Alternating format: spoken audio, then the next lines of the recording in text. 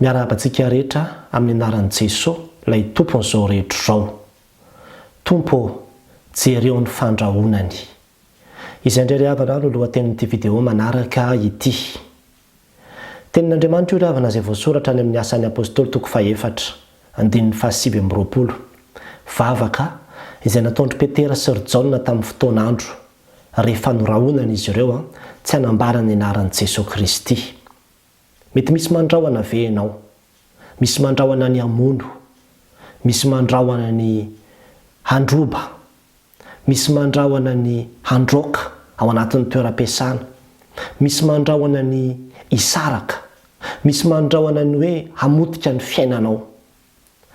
Dia izany androany te hampahery ianao. Tadidio fa io fandrahonana io dia fomba fiadin'ny devoly io. Ary ny devoly no mandrahona. Satria ny fandrahonana dia tsy inona fa fampitahorana, fampiororona. Ary zavatra mbola tsy misy akory, zavatra tsy voatery hitranga akory fa tonga dia efa ampidiriny avy hatrany ao anatin'ny lohanao ilay izy mba hahatonga anao alemy, ho tora-kovitra eo anatrehan'ilay fahavalo. Ary tsisy zanak'Andriamanitra mandraho an'izany.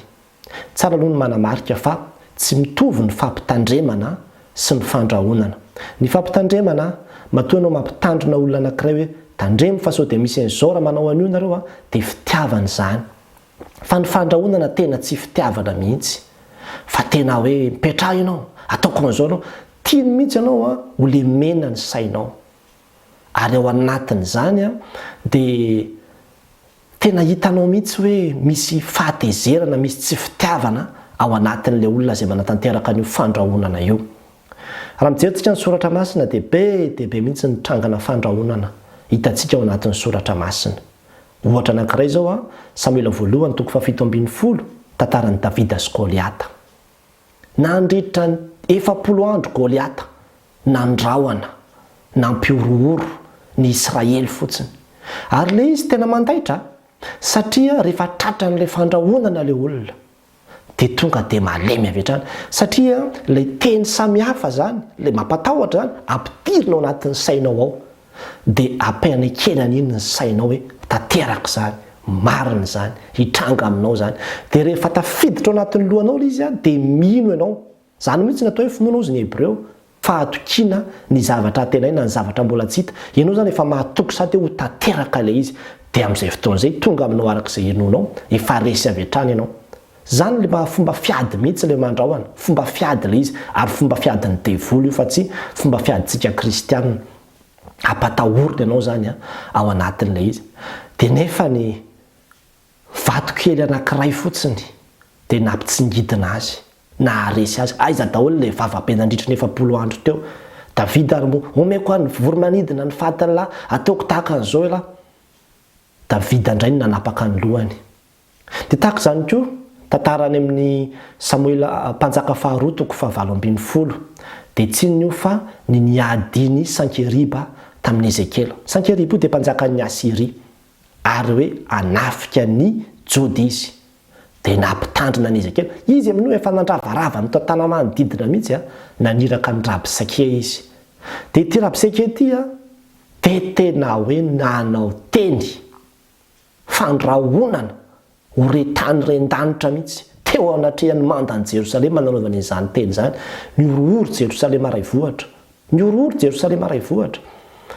Dia tena sady miteny ratsy izy, tena miteny izy, enja dia Andriamanitra tompon'i Ezekela nareo io, nareo ve dia mino an'izany, ataonay ohatra an'izao io, hafa be lova io, jereo nanaovanay anana sy anana sy anana. Fa koa izany tantara izany mpanjaka faharoa toko 7:20 sy ny toko 7:20 dia ho gaga ianao. Dia ho gaga ianao mahita ny fandrahonany. Inona ny zavatra nataon'i Ezekela? Lasa izy nandeha nivavaka. Niditra tao anatin'ny tempolo izy dia noentiny tao koa ilay taratasy fandrahonana. Dia nivakinina sehony teo anatrehan'Andriamanitra. Inona no nitranga? Ambaran'ny soratra masina fa ny anjelin'Andriamanitra nidina tao anatin'iny alina iny amanetsiny. Maty fotsiny tamin'iny alina iny, tsisy ady tsisy ninona ny miaramilan'ny Asiriana. Dia lasa nodimaina fotsiny ry Sankeriba sy ry namany. Zany ny herin'ny vavaka Andriamanitra ny ravana ka tsy azo ampirorona zany zany mihitsy ny ambaran'ny tenin'Andriamanitra ny Hebreo 4:20 koa satria tsika ozy izy nandray fanjakana tsy azo ampirorona fanjakana tsy azo ampirorona ny fanjakantsika ny andriamanitsika zay tompontsika no efa nandresy ary efa nandresy ny devoly sy ny miaramilany sy ny dragony izy efa nazery reo efa tsy hisy toerana ho an'ireo tsona ny an-danitra efa resy reo ka raha ohatra ka devoly ny mampatahotra anao dia ilay Andriamanitra tomponao atahorana io devoly mampatahotra anao io dia izany mihitsy. Nisy koa ny tantaran'ny Asan'ny Apostoly 4 ilay fanoteneniko taminareo teo hoe Petera sy Jaona nikadraina mihitsy aloha dia nampijaliana kely mihitsy aloha fa rehefa tena jerevanao ilay tantara dia norahonany eo amin'ny 1:20 zao ary rehefa norahonany dia nalefany fa tsy hitany izay hampijaliany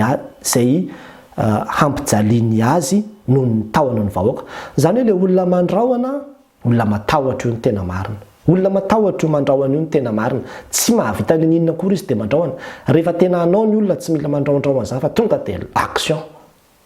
Toy izay ilay mpampianatra anay indray mandeha hoe jereva aloha izy ny alika ilay alika kely chien de salon reny tsy mijanona mihitsy nefa rehefa anatonao to dia mitsoka izy fa ny berger allemand izy zay fotsiny tonga dia miditra zany hoe rehefa izy ny be vava ohatran'io tsy hahanao na inona kory izy zay ary aza matahotra ianao fa inona nataon'ny apôstôly rehefa tratra ny fandrahonana izy ny vavaka reo vavaka ilay amin'ny 4:20 io Tompo Jereo ny fandrahonany vavaka anie zany omeo anay mpanomponao izy mba hitory ny teninao amin'ny fahasahiana rehetra nangataka reo hoe omeo fahasahiana zay aza velanao resy ny tahotra satria raha tratra ny fandrahonany manam-pahefana zany ianao tonga dia mipirina tonga ianao dia mipirina tsy mahasamy hetsika tsony kanefa dia zao nomen'Andriamanitra azy ireo ny hery dia lasa indray ireo nitory tamin'ny fahasahiana ny anaran'i Jesosy Kristy.